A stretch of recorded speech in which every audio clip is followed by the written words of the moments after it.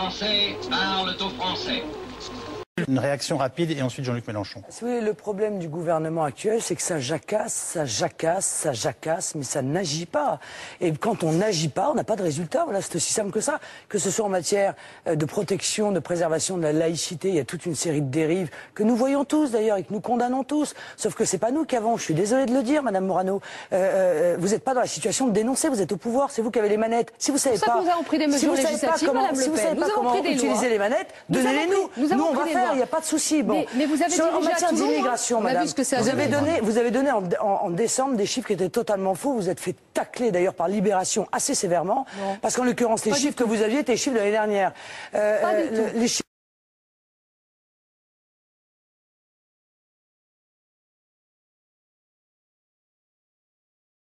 Vous avez donné en décembre des chiffres qui étaient totalement faux. Vous êtes fait tacler d'ailleurs par Libération assez sévèrement. Non. Parce qu'en l'occurrence, les chiffres que vous aviez étaient les chiffres de l'année dernière.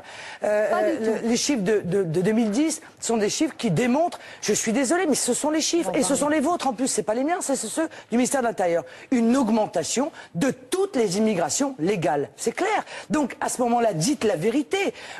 Mais ne mentez pas aux Français. Dites voilà, nous, on dit qu'il faut plus d'immigration. À ce moment-là, vos chiffres seront en accord avec vos actes.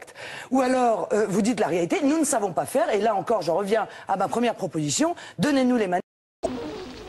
Veuillez écouter tout d'abord quelques messages personnels. Gabriel garde l'anonyme. Le manchot la serre dans ses bras. Nous disons, le manchot la serre dans ses bras 2 fois. Le fantôme n'est pas bavard.